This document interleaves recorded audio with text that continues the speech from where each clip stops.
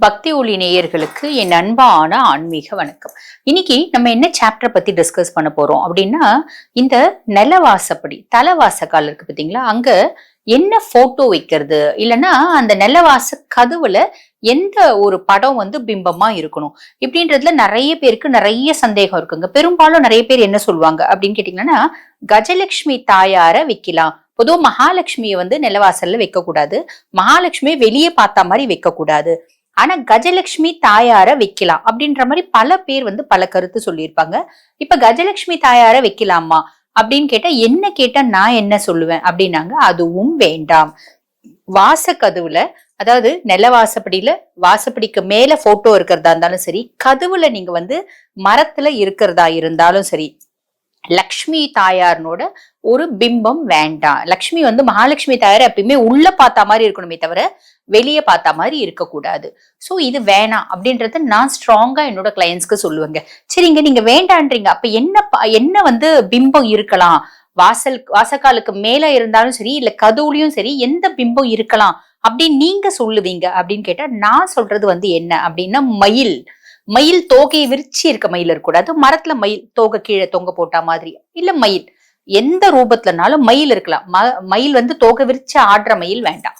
So அந்த மயில் இருக்கலாம் அப்படின்னு நாங்க சொல்லுவோம். ரீசன் என்ன அப்படின்னா, மயில் ரொம்ப அதிர்ஷ்டம். கதவுல இருந்தாலும் சரி இல்ல வாசக்காலுக்கு மேல போட்டோவா நீங்க மாற்றுறதுனாலும் மயில் மாட்டலாம். ரெண்டாவது பாருங்க, வேற என்ன பண்ணலாம் அப்படின்னா, வேல் கதவுல நீங்க செதுக்கியும் வைக்கலாம்.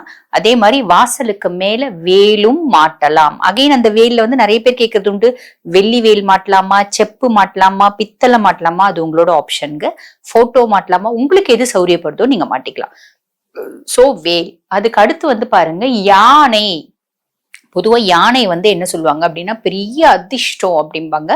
அதுவும் அந்த யானை பாத்தீங்கன்னா வெள்ளை நிறத்துல யானையினோட போட்டோ மாட்டுனீங்க அப்படின்னா அதீத அதிர்ஷ்டம். சோ உங்களுக்கு அப்படி கிடைக்கல அப்படின்னா யானை நீங்க எப்படினாலும் கதவுலையும் செதுக்கிக்கலாம், போட்டோவும் மாட்டலாம். இப்ப எங்க வீட்டுல எல்லாம் பாத்தீங்கன்னா நிறைய யானை இருக்கும்.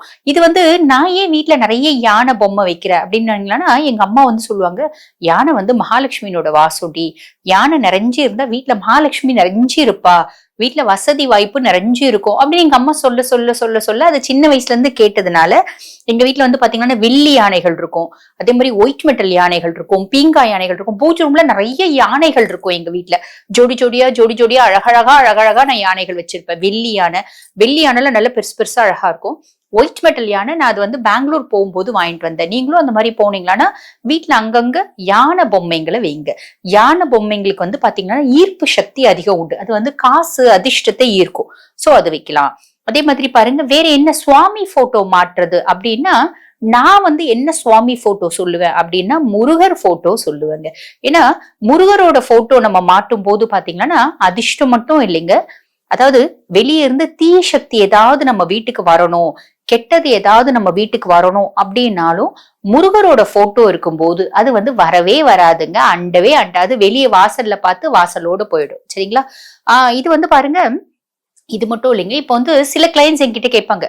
இப்ப ரீசெண்டா ஒரு 2 மாசத்துக்கு முன்னாடி ஒரு கிளைண்ட் கேட்டாங்க, மேடம் நாங்க எங்க வீடு வாடகைக்கு விட்டு இருந்தோம், அங்க வீட்டுல இருந்த ஹஸ்பண்ட் ஒய்ஃப் புதுசா கல்யாணம் ஆனவங்க தான், நல்லாதான் மேடம் இருந்தாங்க, அது என்ன பிரச்சனையோ ஏதோ தெரியல, அந்த ஹஸ்பண்ட் தூக்கு மாட்டின்னு செத்துட்டாரு.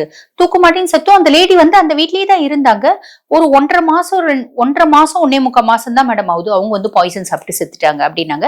அந்த மாதிரி இப்ப இந்த வீட்டை நாங்க வாடகைக்கு விடணும், என்ன பண்ணணும் அப்படின்னு கேட்டாங்க. அவங்களுக்கு நான் என்ன பண்ணணும்னு சொல்றத உங்களுக்கும் சொல்றேன். அவங்களுக்கு நான் என்ன சொன்னேன் அப்படின்னீங்களா, அம்மா நீங்க ஒன்னும் பிரச்சனை இல்ல, வீட்டெல்லாம் அந்த அந்த இதெல்லாம் அவங்கள அப்பயே எடுத்து கொளுத்திட்டாங்க, அவங்க ஒய்ஃப் இருக்கும் போதே கொளுத்திட்டாங்க. அதுக்கப்புறம் கேஸ் எல்லாம் முடிஞ்சிருச்சு, கொஞ்ச நாள் பூட்டி வச்சிருந்தாங்க. அதுக்கப்புறம் சொல்றாங்க, வீட்டை சுத்தமா கிளீன் பண்ணிட்டு ஒரு கணபதி ஹோமம் பண்ணுங்க அந்த வீட்டுல. கணபதி ஹோமம் மட்டும் இல்ல, சுதர்சன ஹோமம் அப்படின்றது இருக்கு, சுதர்சன சக்கரத்துக்கான ஹோமம். இந்த 2 ஹோமமும் பண்ணிடுங்க. பண்ணிட்டு அதுக்கப்புறம் நான் உங்களுக்கு சொன்னது, தலைவாசலுக்கு மேல ஒரு முருகரோட போட்டோ மாட்டுங்க. மயிலோட முருகர் இருக்க போட்டோ ஒண்ணு மாட்டுங்க. அதிர்ஷ்டத்துக்கு அதிர்ஷ்டமும் வரணும், தீய சக்தியும் உள்ள நடபடக்கூடாது. ஏன்னா அது பாருங்க ஒரு அகால மரணம், அந்த ஆத்மா அங்கேயேதான் சுத்தும். ஏறக்குறைய ஒரு 6 வருஷமோ இன்னும் அவங்க இருந்திருக்காங்க, அங்கேயேதான் சுத்தம் அந்த ஆத்மா. சோ நான் இது சொன்னேன், தீய சக்தி வரக்கூடாது, அதனால அது பண்ணுங்க. அதே மாதிரி வாசக்காக்கு மஞ்ச தெளிக்கிறோம் பாத்தீங்களா, அதாவது மஞ்ச குங்குமம் வைக்கிறோம் பாத்தீங்களா, அதுல நான் உங்களுக்கு என்ன சொன்னேன்னா ஈசன் கோயிலுக்கு போங்க. ஈசன் கோயிலுக்கு போயிட்டு கால பைரவருக்கு அபிஷேகம் பண்ண விபூதி கேளுங்க. ஐயர்கிட்ட கேளுங்க, அவங்க தருவாங்க. அந்த விபூதி வாங்கிட்டு வந்துருங்க. அப்படி இல்ல சிவபெருமானுக்கு அபிஷேகம் பண்ண விபூதி கேளுங்க, அதை வாங்கிட்டு வந்துருங்க. வாங்கிட்டு வந்துட்டு வாசக்காலுக்கு நம்ம மஞ்சள் வைக்கிறோம் பாத்தீங்களா, அந்த மஞ்சளோட கூட அந்த விபூதியை கலந்துட்டு அதை நீங்க மஞ்ச வைங்க. அந்த மஞ்ச வச்சுட்டு உங்க வழக்கப்படி சந்தனம் குங்குமம் எல்லாம் வச்சிடுங்க. வச்சுட்டு அதாவது அரிசி மாவுல கோலம் போடுங்க. வாசல்ல எப்பயுமே மா இலை ஃப்ரெஷ்ஷா இருக்கணும். 3 நாள் 4 நாள் 5 நாளைக்கு ஒரு முறை, வாரத்துல 2 நாள் அந்த மா இலை மாத்திடுங்க. வெறும் மா கொத்து வைக்கிறதுக்கு பதிலு மாங்கொத்தும் வேப்பங்கொத்தும் சேர்ந்து வாசல்ல மாட்டுங்க. எப்படி நான் சொன்னேன். அதுக்கப்புறம் என்ன சொன்னேன்னா குதிரை லாடம் ஒண்ணு அடிக்க சொன்னேன். குதிரை லாடம் அடிக்கிறது பாத்தீங்கன்னா அந்த குதிரை லாடம் புதுசா இருக்கக்கூடாதுங்க. குதிரைக்கு ஆல்ரெடி யூஸ் பண்ண லாடமா இருக்கணும். அந்த குதிரை லாடத்தை கதவுல நான் அடிக்க சொன்னேன். ரீசன் என்னன்னா தீய சக்திகள் குதிரை லாடம் இருக்க இடத்துல அண்டாது அப்படின்ற ஒரு ரூல்ஸ் இருக்கு. சோ அதனால அதுவும் பண்ண சொன்னேன். அதாவது நிறைய மெத்தடாலஜி சொல்லுவாங்க. சோ அவங்களுக்கு இது எல்லாமே சொன்னேன். அதுக்கப்புறம் என்ன சொன்னேன்னா இதுக்கப்புறம் நீங்க வாடகை விடுங்க, ஒன்னும் பிரச்சனை இருக்காது. அந்த ஆத்மா குதிரை லாடம் வெளியே கட்டிட்டு இருந்தாங்க, குதிரை யூஸ் பண்ணது, ஆத்மா உள்ள போவாது, பார்த்து பயந்து அது போயிடும். இந்த மாதிரி நிறைய ஒரு இது இருக்கு. சோ இது எல்லாமே நான் உங்களுக்கு சொன்னேன். எப்பயுமே பாத்தீங்கன்னா வீட்டுல மஞ்சளும் குங்குமமும் அந்த ஸ்மெல் வாசம் இருந்துட்டே இருக்கணும்.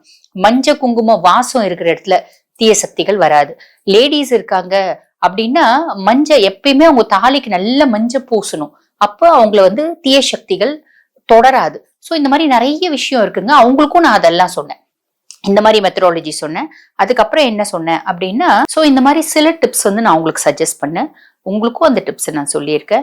அவங்க ஒரு கொஞ்ச நாள் கழிச்சு சொன்னாங்க, மேடம் ரொம்ப சந்தோஷம் மேடம், வேற ஆளுங்க வாடகை கொடுத்துட்டு இருக்கேன், அவங்களும் சந்தோஷமா இருக்காங்க, எங்களுக்கும் பிரச்சனை இல்லை, எங்களுக்கும் அந்த பயம் அதெல்லாம் ஒன்றும் இல்லை மேடம், ஹாப்பியா இருக்கும் அப்படின்னாங்க. ஸோ அவங்க இந்த பரிகாரத்தினால இந்த குட்டி குட்டி டிப்ஸ்னால எல்லாம் ரொம்பவே ஹாப்பியா இருந்தாங்க. உங்க வீட்டு பக்கத்துலயும் இந்த மாதிரி ஏதாவது இருக்கு அப்படின்னா நீங்களும் இது எல்லாமே ஃபாலோ பண்ணி சந்தோஷமா இருங்க. இந்த பதிவு தெளிவாவே புரிஞ்சிருக்கும். இதே மாதிரி இன்னொரு பதிவுல உங்களை சந்திக்கிறேன். நன்றி.